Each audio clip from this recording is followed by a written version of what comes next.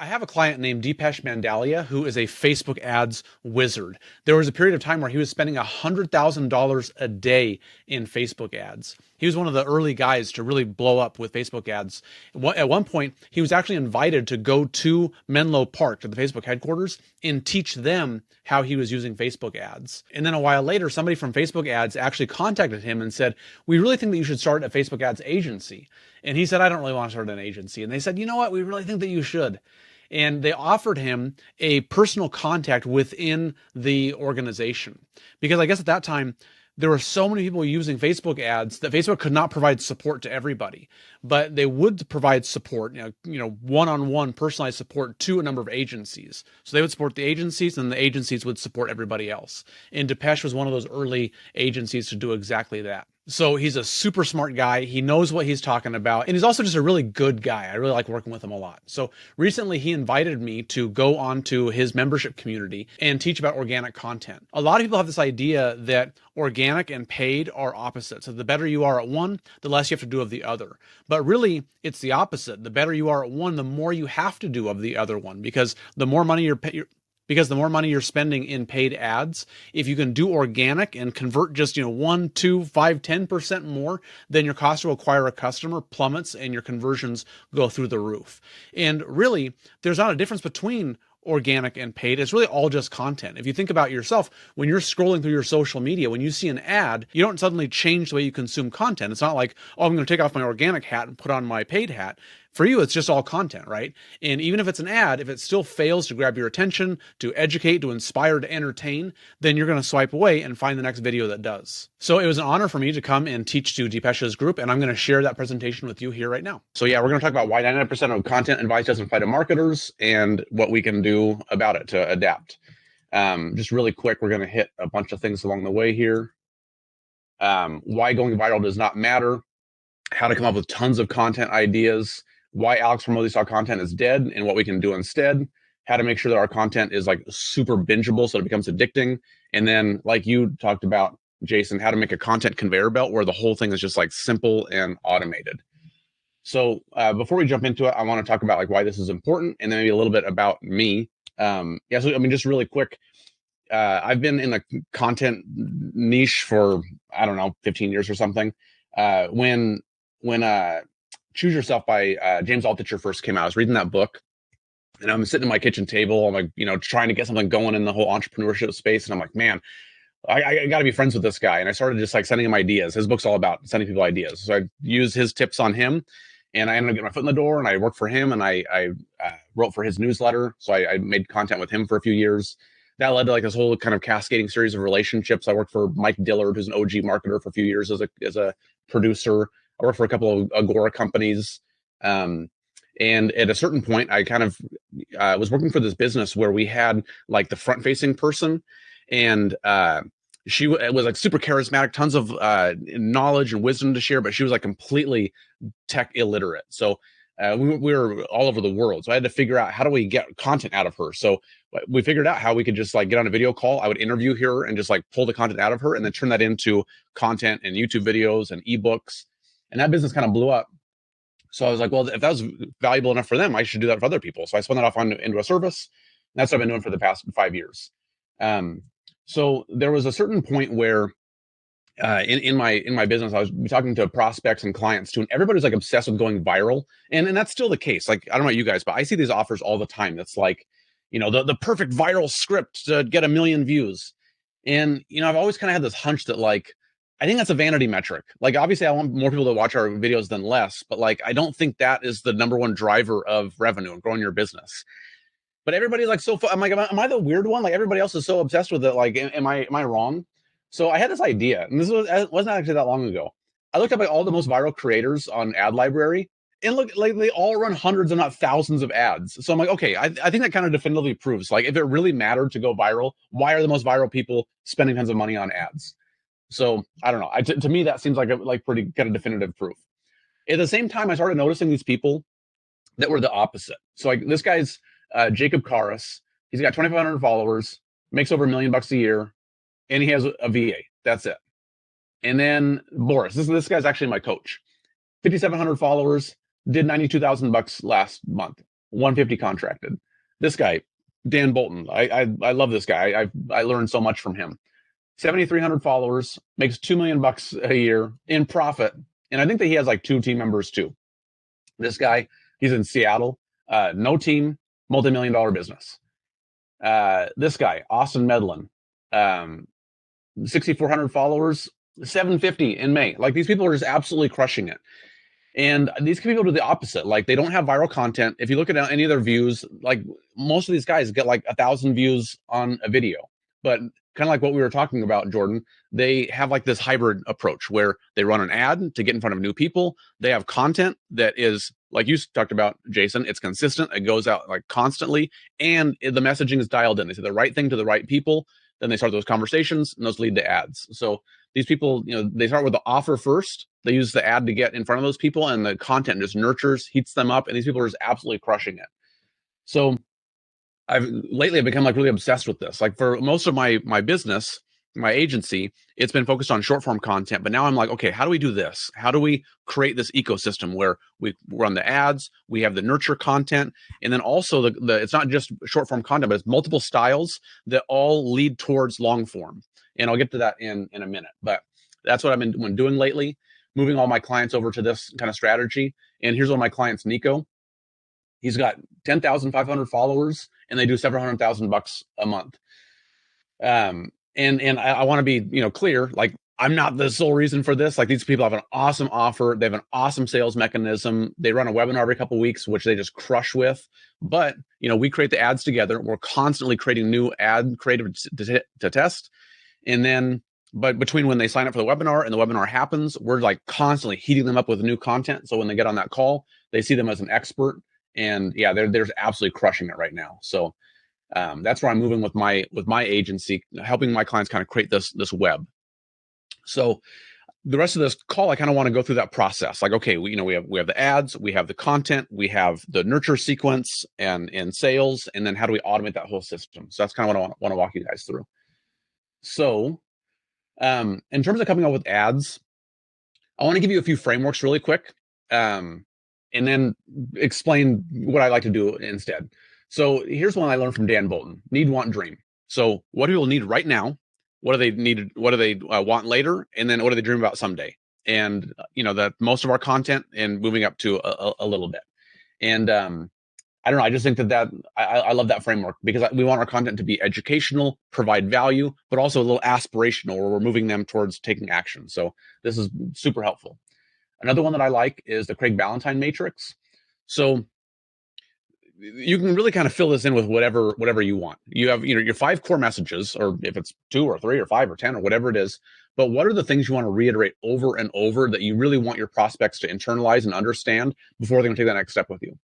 And then how can you convey that message? So it could be with a personal story, client success story, historical example, myths, facts, and like I said, anything else. You could mix in statistics, current events, whatever it is. And then you just constantly reinforce those core messages in new, fresh ways. And, a lot of people, like a lot of my clients, they're concerned that they're going to repeat themselves. Oh, we can't say we've already said that before. No, people, A, they're not going to see every piece of content.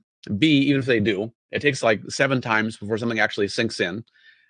B or C, some people learn through video. Some people learn through text. Some people learn through audio. So we can just keep sharing those core messages in different ways until something resonates. So I like that. Just like figuring out what do we want to be known for, and then just keep hammering those things. Another framework that I like, I kind of adapted this off of years ago. There was a couple guys, I can't remember their names off the top of my head, but they had this framework for YouTube. They called it the YouTube flywheel, where YouTube would penalize you for sending people off platform. So they would make a series of like 5 videos, and one of those videos had the call to action that went off platform, and the other 5 or the other 4 went in sequence. So you watch one, then you watch the next, you watch the next. So no matter where you enter in that flywheel, eventually you get to the call to action video, which sends you off platform. So that one gets dinged, but the other ones don't. So those ones can suck people in and just move them towards that CTA. So I started to think, well, how can we do that for short form too?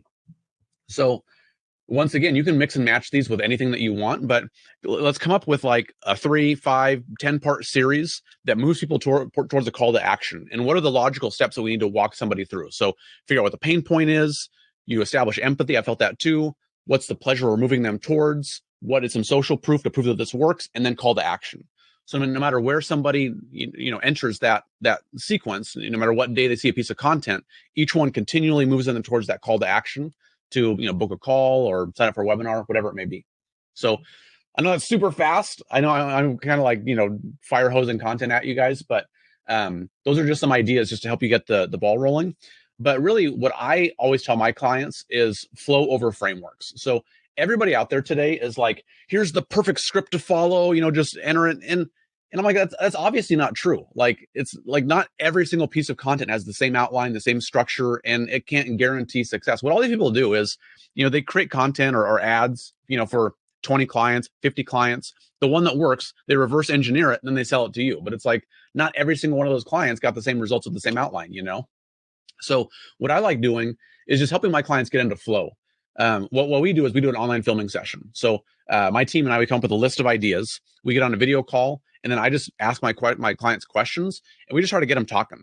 And we try to find kind of like that thread, and we start pulling on that thread, and we go, oh, hey, we're onto something here. Tell me more about that. And we just start digging, and all the time we end up stumbling across these subjects that are so much better than we could have ever anticipated.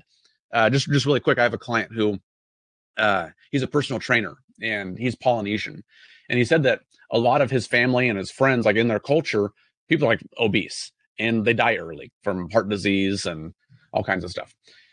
So he said that he got in incredible shape. He got jacked because he wanted to show his people that they're not doomed by genetics, that they can be healthy. So he got in amazing shape. And he's telling me the story, and I said, what if we did a video where we said, I didn't start a personal training business to make money, but to change the future of my people? And he goes, oh my gosh, that's totally correct. So we made that video, and it was really powerful. And that's the kind of thing that, like, if you ask ChatGPT, content ideas, if you follow, an outline, you would never know to stumble across that message. So that's what I like to do, just kind of get into flow and start digging and come up with those messages that nobody else can share, like only my clients can share. So kind of how I like to do that is, you can start off with some of those frameworks if it helps, just to get the ideas rolling. And then on every piece of content that you post, there's this button underneath that says View Insights. If you click on that, it'll give you this graph where it'll show you followers and non-followers. So we compile all that for our clients. And then for each filming session, we'll sort by followers or non-followers, and then just pick like the top 5 posts and just go, okay, why do we think that was one of the best posts? Like, what was the subject? And then we'll either dig down deeper and keep following that thread, or we'll even just do the same video, but just like a little twist on it. We'll use the same hook, but a different, kind of different core message, or even the exact same first sentence, and then just do a different kind of meat of the video. So I feel like, the social media platforms give us so much data. It would be crazy not to take advantage of it. So just get that first batch of content going, and then just follow the numbers and see what people resonate with, and then iterate off of that. So that's how I like to come up with content ideas. And, like I said before, the first step is the ads. We got to get their attention and then heat them up with the content. But like Nico, who I showed you, his business partner is the guy that runs all the ads. And he says for them, the best ads are always just the best content. So what we do is we'll just do a normal content session, but then Nico will do like, a 5-second, 10-second clip where he gives a call to action. And then we'll post all that content. And then his business partner will go, hey, 5, 11, and 17 were awesome. Give me those as ads. So then I'll put that little ending on it, give them back to him. Now it makes sense as an ad, or they'll even just run the exact same content as an ad, but in the description, give the call to action. Click here to sign up for the webinar. So, the ad, the whole point is just to grab somebody's attention. And, like Deepesh, she always talks about IDA, right? Attention, interest, decision, action. So it makes sense that the best content doesn't need to be like some highly polished or scripted thing. It's just whatever gets the best attention. And we already know that because we're following the numbers, So anyway, that's how I like to do content and ads. So next I'd like to talk about why Oxford multi-style content is dead. And we're at 9:20. You guys let me know. I have a document here where I've got a bunch of different content styles that I make with my clients, both video and then repurposed static stuff. Would it be helpful to go through these, or would you rather me just send it to you and you can look at it yourself? Do you guys have a preference? Either way, yeah, if we get around to going over it, that'd be helpful as well. But whatever you think's gonna work best and flow. Cool. Yeah. I think I'll just send it over. I don't want to waste too much of you guys' time, just reading through a doc when you can do that yourself. Kind of the point that I want to make is, for the past couple of years, everybody's been, obsessed with Alex Hormozi style content. And I think that, really the reason why that happened was that TikTok was blowing up and all the other platforms changed their algorithms to go from, showing you follower content to the interest. They call it the interest graph, right? Whatever you're interested in, whatever you watch, they'll show you more of that. So they're all prioritizing short form video to compete with TikTok. And that coincided perfectly with Alex Hormozi and his $100 million offers. So everybody's making that style of content. And I feel like now, we've all seen that kind of content. It still works. Like you're never not going to make content where you're talking to the camera and educating your audience. But, it's not just like, oh, you have cool enough captions people are going to watch. The editing is really exciting. So they're going to tune in. Like, it's now more important than ever to come up with a message that's worth listening to, So I always tell my clients, message over medium. So the medium is the captions and the B-roll and the editing style and all that kind of stuff. That changes. What you need to focus on is the message. And that's where that data comes in, track the analytics, dial in that messaging. And when you have something that resonates, you put it in every format. So it's not just Alex Hormozi, but you do podcast style, you do walk and talk videos, you do carousels and all the repurposing stuff. So that's my main message there, is just message over medium. And the next thing too is maybe I'll address. Can I ask a quick question? Maybe I'll address this. Maybe it doesn't even matter, but sometimes I do see on, say, TikTok, Instagram, some people that it's just them talking on a couch, right? Like no editing at all, basically, right? And they get 300,000 views. Like they do really well for their particular audience. Have you found that like you're talking about the quick cuts, Alex Hormozi style doesn't necessarily work anymore? Do you find that matters at all now? Or is it really just 90% or 80% of it is the message? Yeah, I don't have any data to show either, one way or the other. I have clients that do all of it. I've got some clients that have super, the quick edits, highly polished. I have some that we, just do auto captions and it's just super basic. Right. More of my clients are moving over to the just very basic. Just sit on the couch, just talk and let the message do the heavy lifting.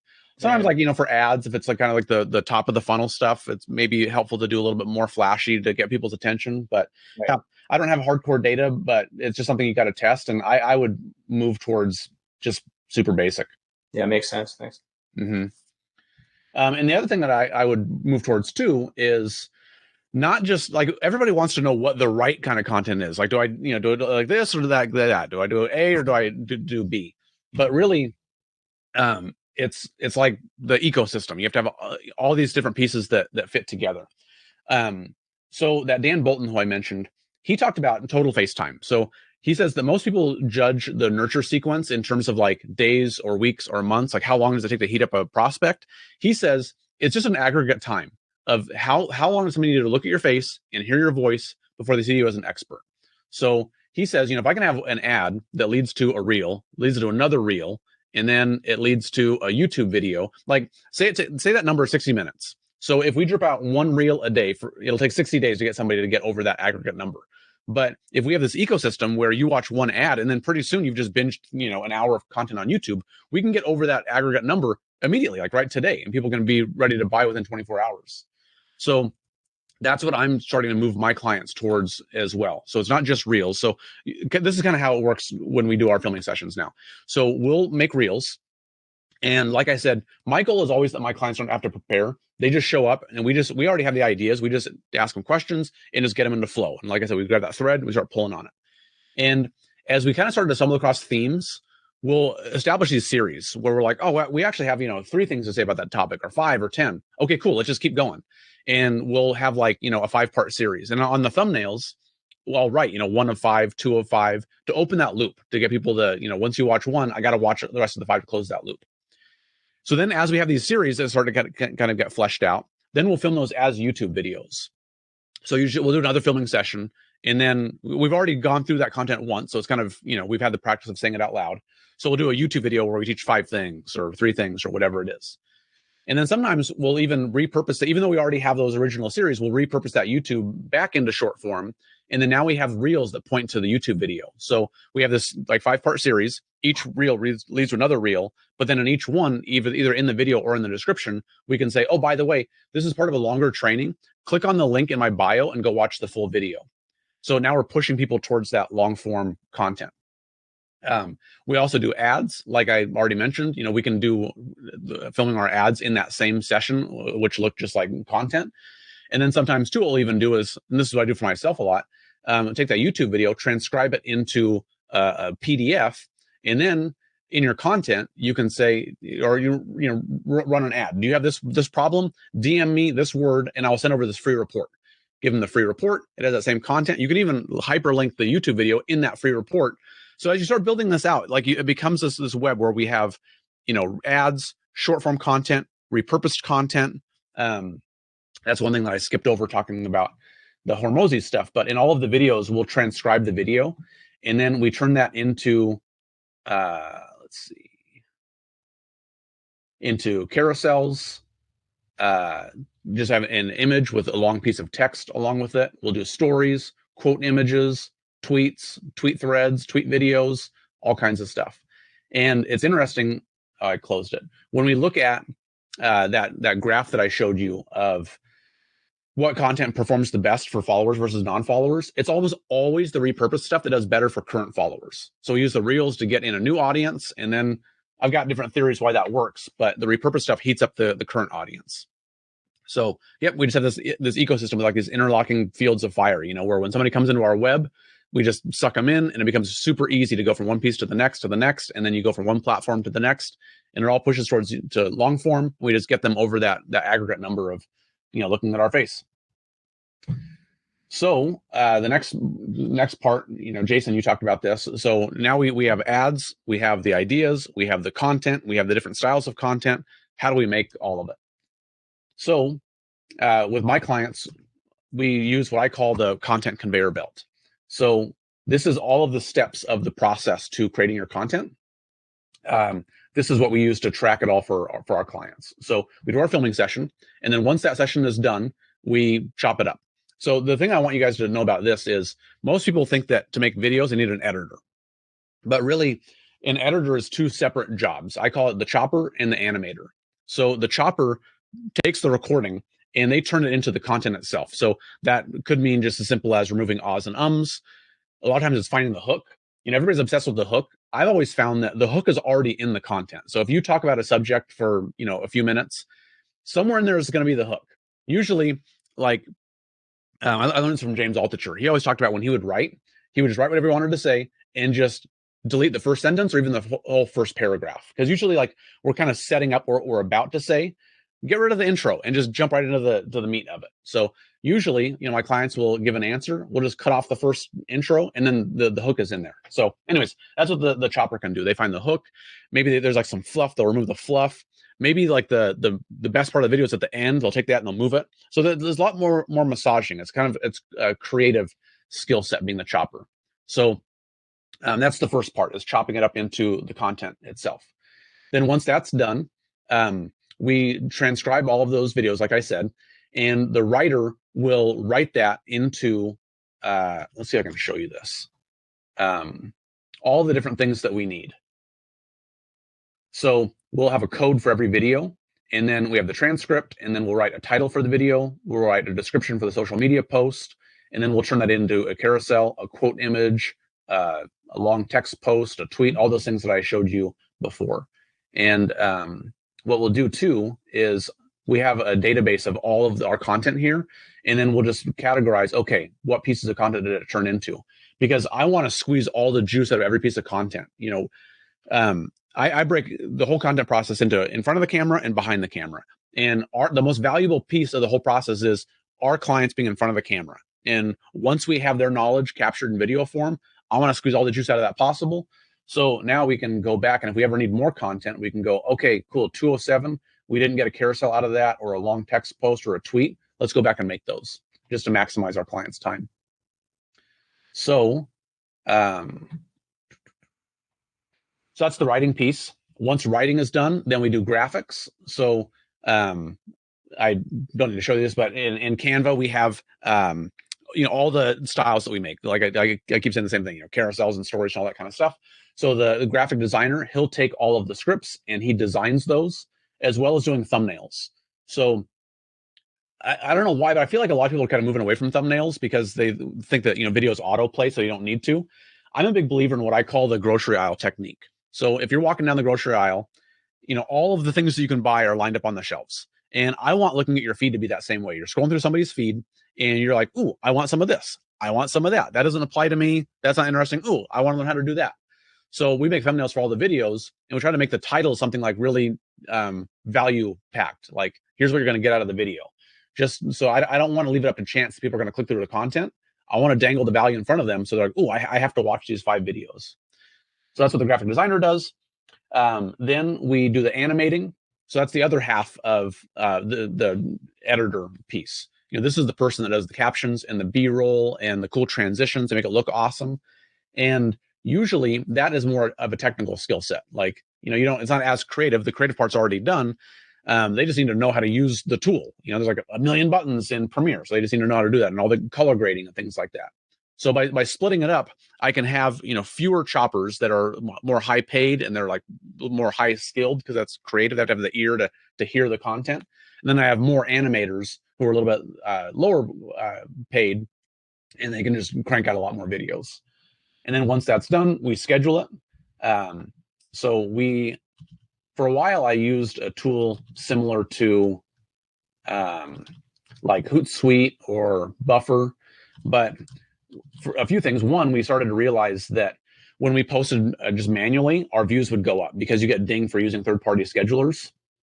And it's just actually a lot easier to do this. So we just have a calendar in a spreadsheet. So we have each day of the month, we have a link to the content, we have what the title is going to be, the description, and then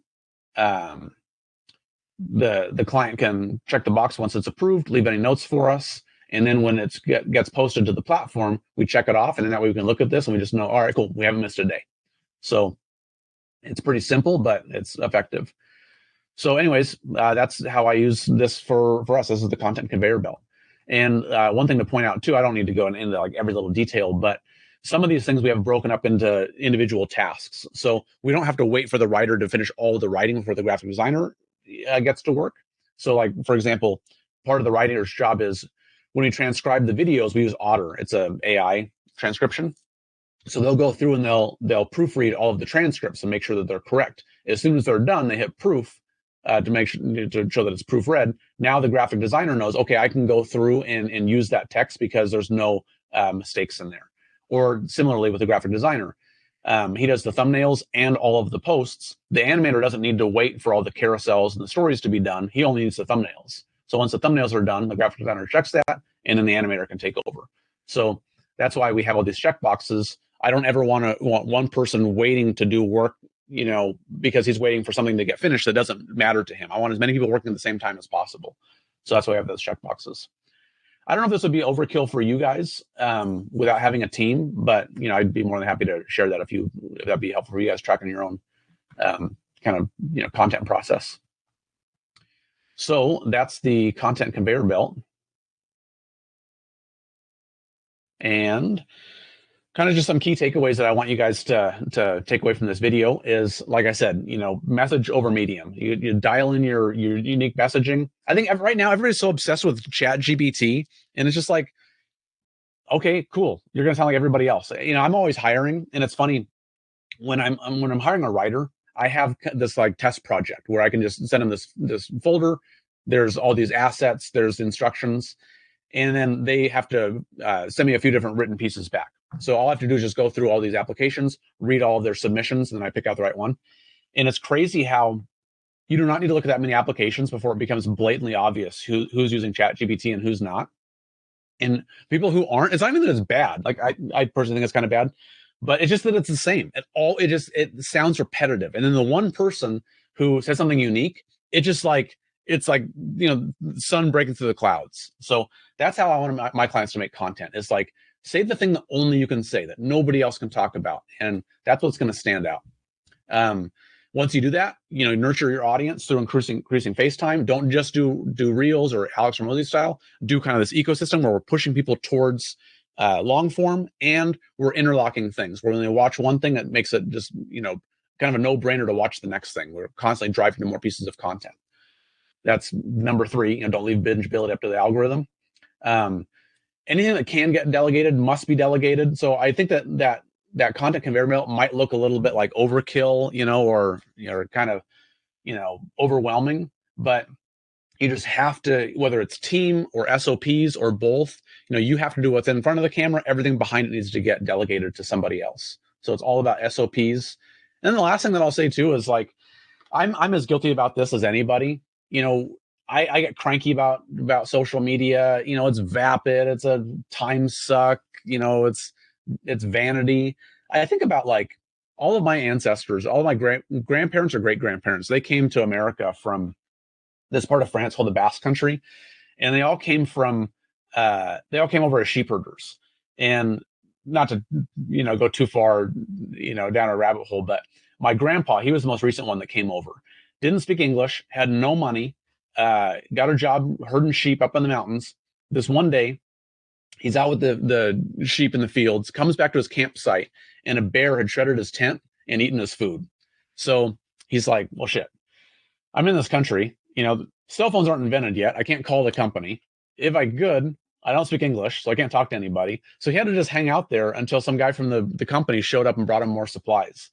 And I think about my grandpa all the time. I never knew him, but I'm like, I get to make money from my laptop sitting in an air-conditioned office, So my wife and I jokingly say, "Fuck bears, get honey," And I'm like, if you told that guy that there's this thing called social media that you could come up with an offer and spread it to anybody in the world from the comfort of your own home, he'd be like, "What the hell are you doing? Like, you haven't posted this week yet." So I don't know. I guess I'm talking to myself more than anybody, but like, we just have to stop taking it for granted. It's such an incredible tool. We got to figure out how to leverage it. And, you got to post at least once a day, twice a day. So I don't know, just a little word of encouragement.